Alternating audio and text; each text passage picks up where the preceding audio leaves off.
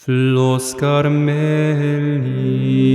vitis florigera, splendor celi, Virgo puerpera, singulari. Mater mitis et virinescia, Carmelitis esto propitia. Selon les âges. Oui, pour être plus clair. Sur ce tableau, en colonne à gauche, vous allez poser la colonne des heures, heure par heure sur le premier tableau, et éventuellement celles qui sont très organisées, une semaine après ou 15 jours après, demi-heure par demi-heure. Mais déjà, heure par heure, c'est bien. Et ce premier tableau, vous allez l'expérimenter et vous l'ajusterez 10 ou 15 jours après. Vous en referez un complètement. Ce tableau, vous l'affichez. Il est dans la cuisine, sur le réfrigérateur ou je ne sais où, voilà. Et puis, vous mettez une colonne par personne. Alors, la colonne de votre mari, vous ne la mettez pas trop large parce que c'est celui à qui finalement, comme c'est la vie intérieure de la maison, c'est celui qui va être le moins sollicité peut-être. Voilà. Donc, c'est principalement vous d'abord et vos enfants, chacun de vos enfants. Voilà, et donc pour chacun, vous allez mettre les heures de coucher. Vous n'oubliez pas de mettre les siestes pour les petits, pour vous aussi, le petit créneau repos, sieste après le repas. Quand tout le monde est couché, vous avez votre petit moment aussi, c'est important. Le deuxième point, les heures de repas, en mettant le goûter aussi. C'est d'autant plus important si vous faites 2 services. On pourra éventuellement parler du fait de faire 2 services. Pour les tout petits, je pense qu'il est bon sauf si vous êtes fatigué, hein, de prévoir un service avant, de manière à ce qu'ils soient couchés quand vous êtes avec les grands, que vous discutez avec eux, et cetera. Voilà. On peut prévoir aussi, un repas ou un dîner tous ensemble. Enfin, ça, vous pouvez ajuster 2 fois par semaine, par exemple. Voilà, les petits, les grands ensemble, et cetera. Voilà. Un petit développement sur le petit déjeuner. Il y a beaucoup de mamans qui, en tout cas de celles que je connais, qui se lèvent les enfants et puis on prend le petit déjeuner ensemble, on fait la prière et ensuite on range tout et on va se changer, et cetera. Parce que comme ça, au petit déjeuner, s'il y a des bols renversés, et cetera, pour ma part, je ne suis pas certaine que ce soit la bonne solution. Il est beaucoup plus efficace, mais on y reviendra parce que j'aimerais bien vous faire la journée type de la maman pour vous donner quelques indications que vous suivrez ou pas, mais qui vous donneront quelques idées. La maman se lève, elle fait sa toilette, elle fait sa prière. Sa toilette, éventuellement, à l'eau froide. Voilà, là, elle est réveillée, la journée a commencé, c'est efficace. Vous voyez? Elle s'est respectée elle-même. Ça fait partie des idées que je peux vous suggérer. Et ensuite, elle lève ses enfants qui n'ont pas le droit de sortir de la chambre avant qu'elle vienne les chercher. Ils ne sont pas chez eux. Les enfants sont chez leurs parents. Donc, ils doivent demander l'autorisation de sortir de leur chambre. Peut-être que ça peut vous choquer, mais ça aidera justement à ce que l'enfant respecte les espaces. Non seulement le temps, mais les espaces. Vous levez les enfants, voilà ce que je peux vous proposer. Essayez de le faire sur une semaine. Vous leur faites faire leur toilette du matin, à l'eau froide, les uns derrière les autres, pendant qu'il y en a qui s'habillent, d'autres font leur toilette, d'autres rangent la chambre, vident les couches du petit bébé, qui ont été accumulées la veille. Voilà, un petit tour, si vous voulez, une petite tournante dans la salle de bain, et tout le monde à l'eau froide. Quand ils sont passés à l'eau froide, un petit gant sur le visage et le corps, et qu'ils sont habillés, il y a 70%, 80% de probabilité en moins que les bols soient renversés. ils sont réveillés et votre journée va commencer beaucoup plus tôt et vous ferez beaucoup plus de choses. Vous aurez le temps de les laisser se récréer, et cetera, vous voyez? Voilà. Bon, c'est une idée, voir si ça vous convient, si ça vous convient. Donc 1er point, les heures de coucher, de lever. 2e point, les heures de repas. 3e point, les heures de prière. Pourquoi ces 3 points d'abord? Parce que ce sont des lignes transversales pour la plupart. Donc les heures de prière communes, voilà. Réfléchissez à l'avance au type de prière que vous voulez faire à vos enfants. Vous pouvez faire une petite variante tous les jours, pas tout le temps, mais voilà. Et réfléchissez un petit peu aux prières que vous voulez leur apprendre. Dès l'âge de 5 ans et demi, 6 ans, on peut commencer à apprendre les premières prières en latin. Moi, j'apprenais à 6 ans le Confiteor aux enfants. Ils sont tout contents, ils apprennent le Confiteor. Ensuite, je leur apprenais le chant du Sanctus, parce que c'est simple, c'est voilà, ou l'Agnus Dei, comme vous voulez. Et puis ils sont tout contents, parce qu'à la messe, ce sont des choses qu'ils connaissent, ils peuvent les dire avec les grands, voilà. Et puis ensuite, après le Confiteor, tout de suite, c'était le Notre Père, parce que justement, on l'entend à la messe. Et éventuellement, Je vous salue Marie en latin, si vous voulez. Mais vous voyez, on peut commencer assez tôt les prières en latin. Bon, on les commence après avoir appris les prières en français, hein, c'est bien sûr. Si vous tenez ces horaires déjà, vos horaires, pour certaines, ce sera très dur. Eh ben, je peux vous dire que c'est une victoire considérable. Dès la fin de la première semaine, vous allez sentir que du temps se libère.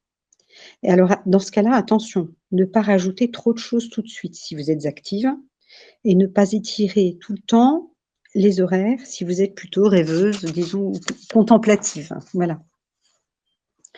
Ensuite, on va insérer dans les cases, les activités quotidiennes. Les heures de la petite toilette du matin, du soir. Autour des repas, vous intégrez les services rendus par les enfants. Voilà, donc en premier, vous mettez les choses importantes, bien sûr. La scolarisation à la maison, si c'est le cas, les trajets scolaires, si vous aidez votre mari dans son travail, les créneaux horaires indispensables. Ensuite, les activités des enfants, les déplacements. Ensuite, le temps pour le mari, quelque chose qu'on oublie tout le temps, même si ce n'est pas pour tous les jours. Par exemple, le mardi et le jeudi, vous notez couture pour mon mari ou les factures pour l'aider à régler les factures. Voilà, c'est votre Seigneur et Maître. Donc, il doit avoir sa place là dans l'emploi du temps. Ensuite, vous mettez les tâches ménagères à répartir, vous faire aider. Hein, c'est indispensable, on y reviendra, que les enfants aident dans les tâches ménagères. Il y a une partie où ils vont aller jouer, etc. Vous n'avez pas besoin d'eux, mais une partie où ils vont aider. Et c'est important, on verra pourquoi. Et puis les rendez-vous réguliers, les courses, enfin voilà, tout ce qui constitue le quotidien de la maman. Dans ces journées, surtout si vous vous donnez beaucoup aux enfants, prévoyez 1, 2 créneaux pour vous ressourcer. Prévoyez des temps pour vous. Voilà, alors il y a votre méditation, pas trop longue, il y a le temps de la sieste, si vous voulez faire de la lecture, j'en sais rien, de la broderie, un petit peu de dessin, de la peinture, peu importe. Peut-être une fois par semaine, 1 heure de sport, ou bien 2 heures à l'extérieur, voilà, ou une fois toutes les 2 semaines, des visites. Visites à des voisins qui en ont besoin, des visites à, voilà, je ne sais pas, dans la famille. Voilà, 1 fois par mois peut-être, ou tous les 2 mois, une soirée avec votre mari. Un petit plus, vous prenez une baby-sitter, et puis vous partez avec votre mari.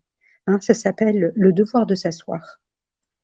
C'est-à-dire prendre le temps d'échanger tous les deux, voilà, même si simplement vous allez marcher sur les bords d'une rivière, peu importe. Voilà, ou bien vous vous mettez au piano, ou bien voilà, vous vous ressourcez. Vous voyez.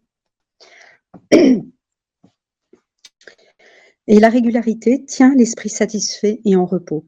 La régularité, c'était le grand secret des moines qui ont bouleversé la France, qui ont, comment vous dire, qui ont transformé l'âme française. Les bénédictins, par exemple, en Normandie, etc. Et ils ont organisé tous les systèmes d'irrigation, ils ont construit des écoles, ils ont transformé tout l'esprit d'une région simplement parce qu'ils avaient des horaires très réguliers et que ça leur libérait beaucoup de temps. Voilà, veillez dans ces emplois du temps relatifs aux tâches ménagères. Il est important que les pièces soient nettoyées, que les affaires soient rangées, que les vêtements soient propres. Voyez, quand c'est le cas, quand vous avez réussi à faire ça, vous allez vous apercevoir que vous soufflez. Parce que quand on pose ses yeux sur quelque chose qui est rangé, ça incite au travail, ça incite à la création, ça incite à faire autre chose. C'est très libérant. Voilà, et vous verrez que même l'enfant obéira plus facilement. Il sera plus paisible dans les pièces rangées. Voilà. Et puis vous aurez de nouvelles idées pour vous, pour les enfants, pour votre mari. Bref, vous vous épanouirez grâce à votre intérieur. Et véritablement, à ce moment-là, vous allez commencer à être l'âme de votre foyer. Voilà, je ne vous le cache pas, c'est un exploit. C'est un exploit, surtout quand il y a des petits. Je dirais pour le poser, pour l'ancrer, pour que ce soit devenu une deuxième nature, il faut à peu près 1 an. Donc je vous le dis, ça paraît surprenant, mais comme ça, ne vous désespérez pas, c'est normal, il faut du temps. Et il ne faut pas croire qu'à partir de là, vous allez vous ennuyer. Au contraire, à partir de là, vous allez rire et vous allez créer, vous allez inventer, vous allez vous découvrir des nouveaux petits talents, de nouvelles idées. Voilà. Voilà. Je voudrais voir avec vous certaines de ces activités. Vous voyez, cette fois-ci, c'est assez concret, en fait. Voilà, principalement ce qui concerne par exemple, la toilette du matin, par exemple. Vous voyez? Alors, ce que vous pouvez mettre en place, c'est une sorte d'ordre de passage au lavabo. Vous êtes à la salle de bain et hop, vous faites circuler les gants, vous voyez? C'est-à-dire que vous stimulez vos enfants en quelque sorte, hein, en leur faisant faire une petite toilette, et cetera, voilà. Je vous propose d'accrocher un petit tableau dans la salle de bain, avec des colonnes par enfant. Et ce petit tableau, alors pour les enfants qui savent juste lire, mettez des petits dessins, une petite gommette, des pense-bêtes, vous voyez? Une petite gommette orange, ça correspond à la brosse à dents. Petite gommette bleue, ça correspond aux gants, par exemple. Et vous dessinez, par exemple, ou alors vous dessinez un gant, une brosse à dents. Et vous notez « ranger le gant ». Vous voyez? Vous dites à l'enfant, non seulement qui doit, par exemple, se brosser les dents, qui doit savoir, mais vous mettez aussi ranger le gant. Ça peut correspondre à une gommette aussi. Voilà. Pour que l'enfant prenne véritablement l'habitude de raccrocher sa serviette, de raccrocher son gant, de réinstaller la brosse à dents, de refermer le dentifrice.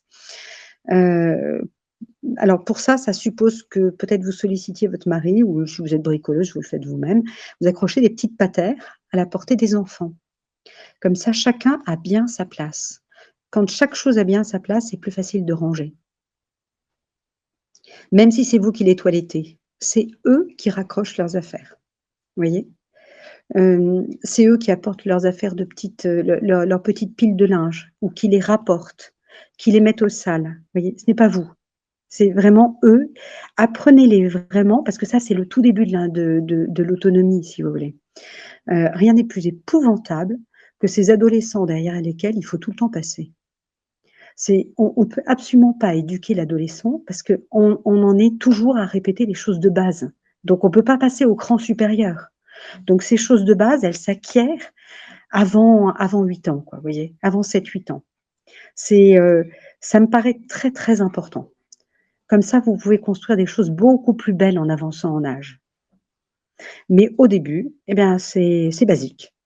c'est complètement basique. Ce sont ces petits gestes qu'il faut faire, qu'il faut répéter et dites-vous que l'éducation, c'est une goutte d'eau sur une pierre de granit. Une pierre de granit, c'est le cerveau de votre enfant qui va constamment oublier, réoublier. Vous croyez que: «Oh, il l'a fait une semaine, ça y est, c'est garanti». Rien du tout. La semaine d'après, c'est oublié tous les jours, vous voyez? Donc on recommence. Voilà. Alors si ça ne rentre pas, on peut prendre une petite mesure. Mmh. C'est-à-dire que, ben, c'est lui qui nettoiera le lavabo, par exemple. Voilà. Ou quelque chose de plus simple s'il est plus petit. Mais il faut que ça rentre. Voilà, ce sont des petites choses, il faut que ça rentre. Heu, c'est stupide, mais ça pose des problèmes pour les adolescents, mais après pour les adultes, ben, on a des scènes de ménage dramatiques parce que monsieur n'a pas fermé le dentifrice ou madame a mais c'est connu, hein, c'est connu par les psychiatres, hein, voilà. Donc ce sont des petites choses qui rendront toute leur vie beaucoup plus facile. Ils ne seront pas à charge des autres tout le temps. Voilà, alors c'est vrai que je vous ai parlé d'un petit tour de rôle dans la salle de bain. C'est quelque chose, je trouve, dont on ne parle plus beaucoup. C'est la délicatesse de la discrétion. Le mieux, si c'est possible, tout en restant très, je veux dire, on n'en fait pas un plat, hein, mais le mieux, si c'est possible, c'est qu'il y ait pas 2 enfants en même temps dans la salle de bain, vous voyez? Pas de comparaison, pas de regard indiscret, heu, voilà, heu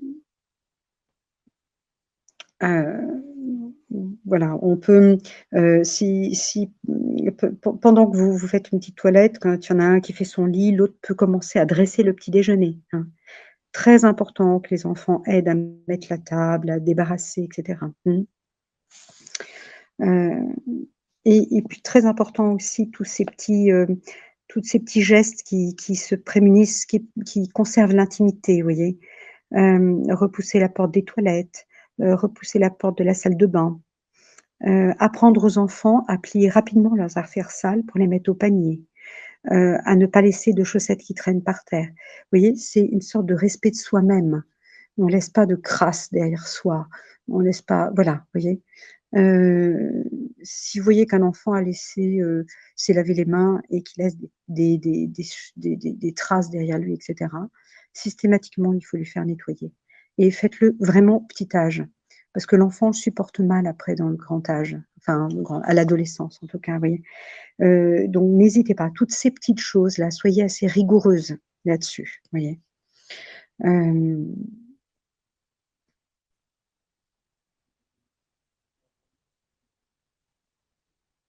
voilà. Alors je vous disais que le petit déjeuner, c'est quelque chose qui doit pas être, trop long. Heu, Celui qui arrive en retard au petit déjeuner ou qui bon, vous voyez, parce qu'il a traîné, il n'a pas fait son lit, hein. Vous savez, on tient les enfants par l'estomac, hein, on le sait. Donc celui qui n'a pas fait son lit, qui n'est pas habillé, hop, pas de beurre sur la tartine, pas de miel sur la tartine, vous voyez? Sur la première tartine. On veut pas non plus être, vous voyez?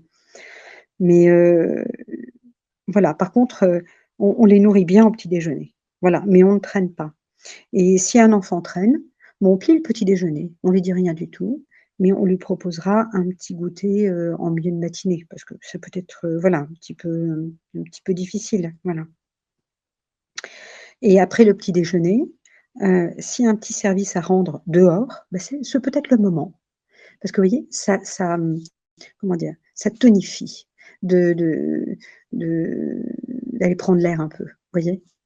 Heu, voilà et puis à partir de ce moment-là, eh bien on peut, se mettre à l'école, à se voilà, à enseigner à ses enfants. Alors, hem, pour en avoir fait l'expérience et pas de la meilleure manière, hem, je trouve qu'il est bien mieux que les tâches de chacun soient fixes. C'est-à-dire que vous les répartissez pour un mois. Par exemple, autour du repas, quand, vous demandez qu'un débarrasse les assiettes, un autre les couverts pour comme ça qu'ils ne cassent rien. Le troisième essuie la table, le quatrième passe le balai, heu, voilà, ou X choses. Les un peu plus grands font la vaisselle, voilà. Il n'est pas bon, je m'en suis aperçue, qu'il y ait, une sorte de tournante journalière. Il vaut mieux que les services soient fixes pour un mois au moins. Vous voyez? Un mois, c'est bien, je trouve. Si ça tourne tout le temps, c'est source de discussion, de disputes. Oui, mais c'était moi hier, oui, mais on avait échangé, etc. Pas de discussion, pas de dispute. Il faut, et puis alors, deuxième chose importante, c'est qu'il faut apprendre aux enfants à faire tous les jours ces tâches répétitives.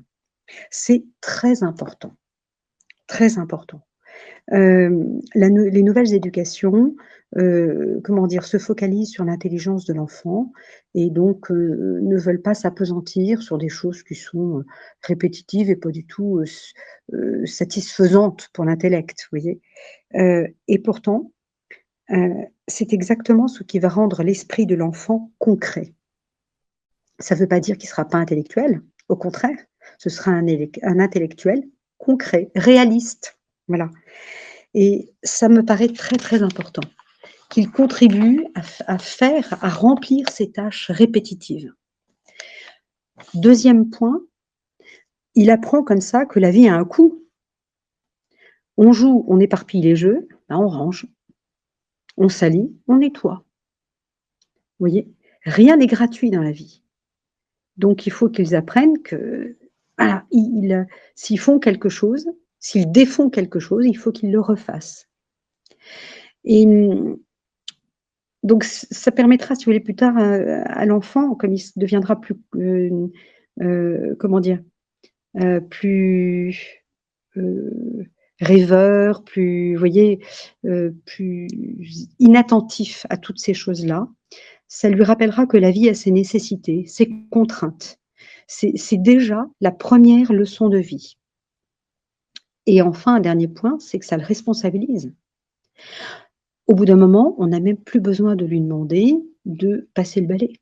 Il connaît sa tâche, il y devient plus adroit, plus autonome.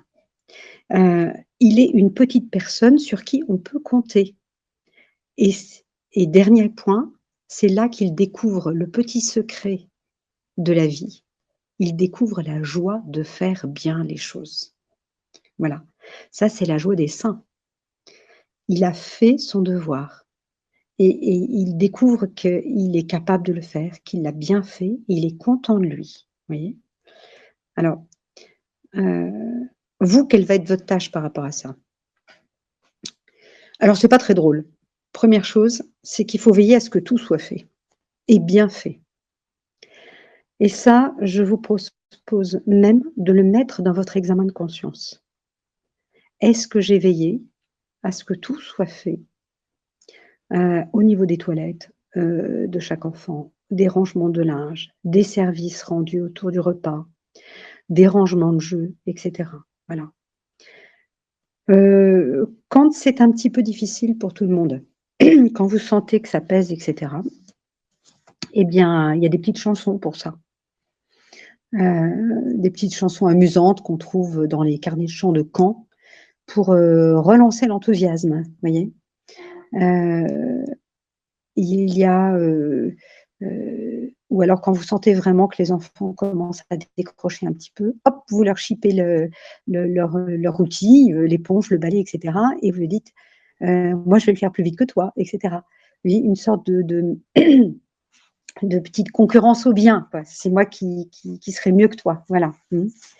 Et deuxième rôle que vous devez avoir, c'est montrer à l'enfant qu'il progresse. C'est très important. N'hésitez pas en fin de mois, par exemple, à leur, ou bien même d'une semaine sur l'autre, à leur dire, tu vois, tu balayais beaucoup moins bien en début de semaine. Regarde comme tu fais bien mieux les choses maintenant, etc. Vous lui montrez qu'il progresse. L'enfant ne se situe pas du tout. Il ne sait pas s'il est bon, s'il n'est pas bon dans quelque chose, s'il fait bien avec un petit b, avec un moyen b ou avec un grand b, vous voyez. Donc tout est dans votre regard. Il va se juger complètement à travers vous. Et donc c'est vous qui allez pondérer son jugement, lui dire ça c'est bien, c'est très bien, c'est très très bien. Voilà. Ensuite, vous allez montrer à l'enfant qu'on peut compter sur lui. Vous voyez, ce sont des choses très très importantes. et avec le temps, avec l'âge, vous donnerez 2 consignes, puis 3 consignes après le repas. Il faut des choses comme ça, c'est très important. À 12 ans, n'hésitez pas à donner 2 consignes. À 15 ans, 3 consignes. Vous les donnez, il faut les tenir tout le mois. Et puis petit à petit, vous supprimez la partie écrite. Donc ils doivent se rappeler leurs consignes, du type sortir les poubelles, fermer les volets, je ne sais pas moi, nourrir tel animal. Vous voyez, ça c'est pour les un petit peu plus grands. Et on fait le bilan le soir à l'examen de conscience. Est-ce que toutes les consignes ont été respectées? Voilà. C'est très important, hein. Ça fait des hommes et des femmes responsables, voilà, qui sont sur qui on peut compter, voyez? C'est la graine de chef, hein. Voilà, donc vous montrez à l'enfant qu'il progresse, vous montrez à l'enfant qu'on peut compter sur lui et puis, il faut le récompenser. Donc par exemple, vous dites à son père le soir, devant lui, combien vous êtes satisfaite de lui. Alors j'ai conscience que c'est lassant, c'est lassant dans le temps et en plus, si vous voulez, ça manque de renouvellement parce que les enfants se succèdent et il faut recommencer toujours les mêmes méthodes, hein. Demandez à votre ange gardien de vous aider, de vous soutenir, voyez? Et puis parfois, il faut apprendre à dire les choses avec une certaine intelligence, hein, parce que si on est, toujours à dire: «Ah, faut faire ça, tu l'as pas fait. Ah, faut faire ça, tu l'as pas fait». Ce n'est pas très motivant, hein. Donc il faut trouver, il faut une intelligence de l'ordre. Mmh. Voilà, parce que les enfants, il y a des moments où les enfants vont regimber plus durement, plus souvent, et donc il faudra trouver des solutions pour, voilà. J'en viendrai, hein, quand on parlera de l'autorité, et comment équilibrer, le la récompense, le compliment, enfin l'encouragement et l'application de l'ordre, vous voyez? Avec sa sanction. Ce que je voudrais vous dire déjà, c'est qu'à ce niveau-là, il faut beaucoup pratiquer l'encouragement. Jamais la flatterie, jamais, mais l'encouragement.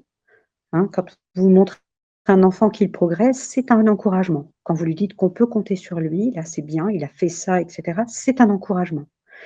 Mesurez vos compliments. Ça veut dire que vous avez un recul par rapport à ce que vous leur dites dans le temps, hein, de manière à ce que vous disiez ça c'est vous graduez vos compliments, vous voyez? Mais juste ce qu'il faut de compliments, pour que vos compliments aient de la valeur, vous voyez? Quand on voit des parents qui disent, «Oh, toi tu es un enfant formidable, je peux compter sur toi» et cetera, vous êtes sûr que la semaine suivante, c'est terminé, hein, l'enfant ne fait plus. Donc voilà, c'est toujours, en progression, vous voyez? Par contre, attention à l'erreur qui est celle de passer sous silence le bien. Il y a des parents qui, ça dépend des natures, hein, on est plus ou moins, positif ou pas, plus ou moins aussi en forme. Heu il ne faut pas, par exemple, gronder quand ça ne va pas et ne rien dire quand tout va bien, parce qu'on considère que c'est normal que ça aille bien. Non, il faut sachez que l'encouragement, le soutien, le fait que, votre enfant vous satisfasse et que vous le lui montriez, ça doit représenter plus que la gronderie, que la sanction, voyez?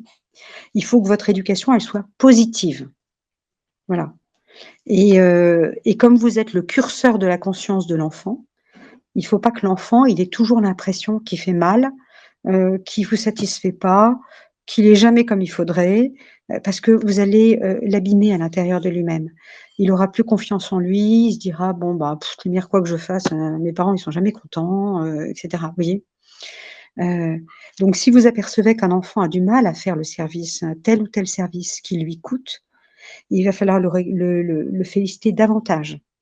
On peut même lui remettre un petit cadeau de félicitations ou vous lui mettez un petit mot sous son oreiller en lui disant combien c'était bien et cetera, vous voyez?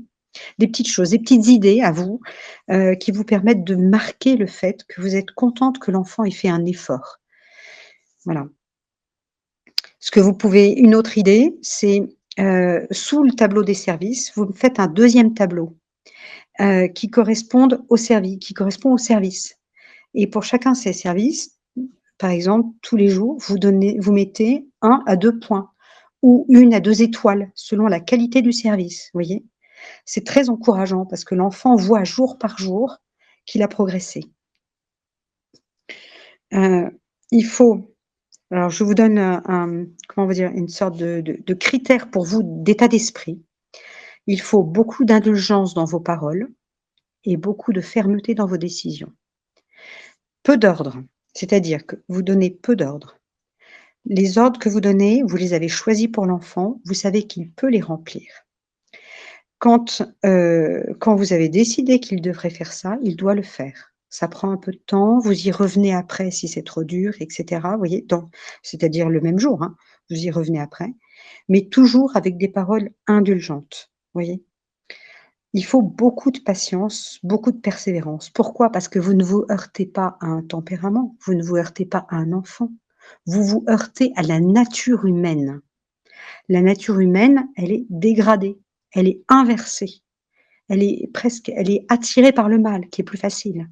Vous vous heurtez à la nature humaine, donc votre travail, il est colossal, il va prendre beaucoup de temps, il va prendre 21-25 ans. Faut le savoir. Et ben, voilà, donc c'est à chaque jour suffit sa peine, on fait ce qu'on a à faire.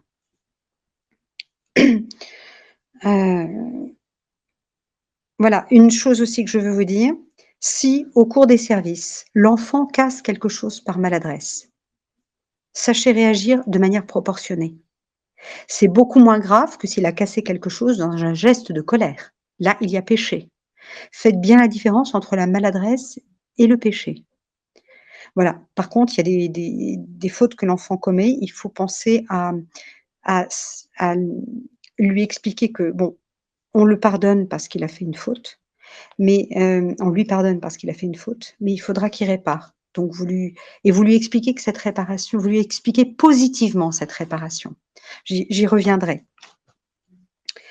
Voilà, si vous voulez des trentenaires qui sont d'éternels insatisfaits, qui génèrent des burn-out autour d'eux, qui sont des pervers narcissiques, qui jugent de tout sans avoir jamais une pensée personnelle, qui sont des robots sans cœur, qui divorcent, qui se remarient, pire, qui adoptent des enfants, eh bien, couvez vos enfants, ne leur exigez rien du tout et flattez-les. Et là, il y a aucun problème. Vous voyez? Mais par contre, si vous voulez des hommes qui se prennent en charge, sur qui on peut compter, qui sont des gens responsables, qui pourront être des chefs de famille ou davantage, eh bien, voilà, il faut ces exigences dans les actes. Voilà, et je terminerai sur l'équilibre qu'il faut mettre dans l'ambiance que vous allez donner dans toute cette exigence. Dans le premier âge, ce qui est très important, j'espère pouvoir y revenir, c'est l'obéissance. Il faut que l'enfant obéisse. Et il faut que l'enfant soit généreux. Ce sont les 2 points importants qu'il faut développer, je dirais, dans les 2 premières années. C'est essentiel. Et ensuite, vous les continuez sans vous relâcher jusqu'à la fin de ses 6 ans, 7 ans à peu près, vous voyez? Parce que là, l'enfant est achevé d'imprimer. Pourquoi l'obéissance? Parce que l'obéissance, ça le rendra humble. Et que la disposition d'âme du petit enfant, au regard des dons du Saint-Esprit, c'est la crainte de Dieu. Donc il doit craindre de vous offenser, il doit craindre de vous déplaire, parce qu'il doit craindre de déplaire à Dieu. Voilà. Cette obéissance, ça va de votre part, vous allez être exigeant, vous allez lui demander de faire des choses. Pour cela, il va falloir lui donner en compensation beaucoup d'affection. Une obéissance sans affection, ça fait des enfants ou révoltés ou des ingrats dont vous n'obtiendrez jamais rien. Un deuxième point, la générosité. Ça fera des enfants reconnaissants.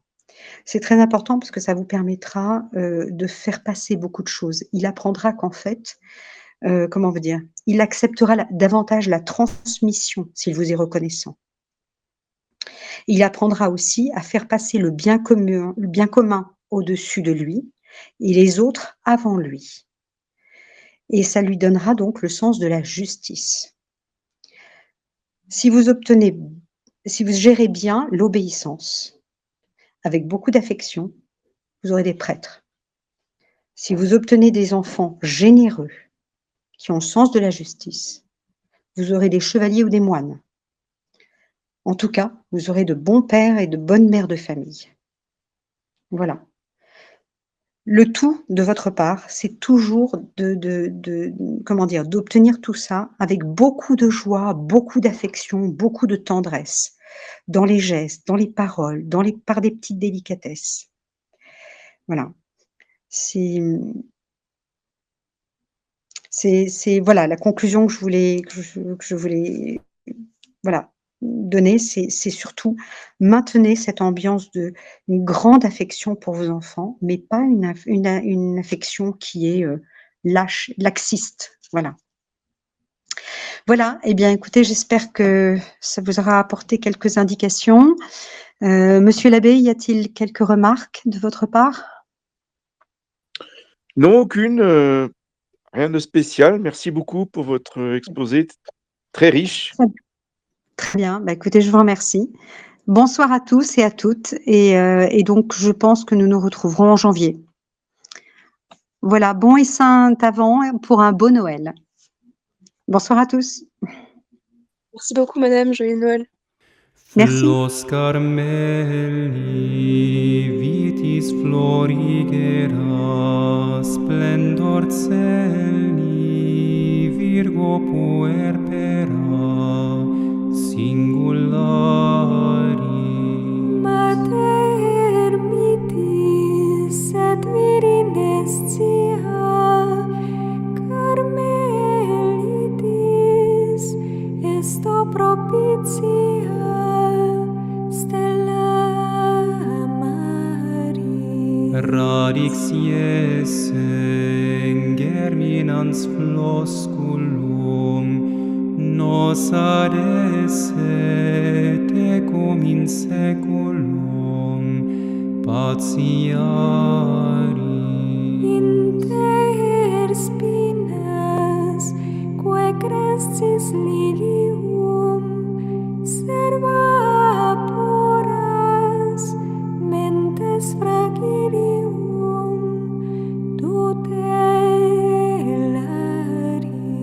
Armatura fortis pugnantium, furunt bella tende presidium, scapulari. Per incerta prudens consilium, per adversa iuge solatium, largiari. Mater dulcis Carmeli Domina, plebem tuam reple Letitia, qua beari. Paradisi clavis et janus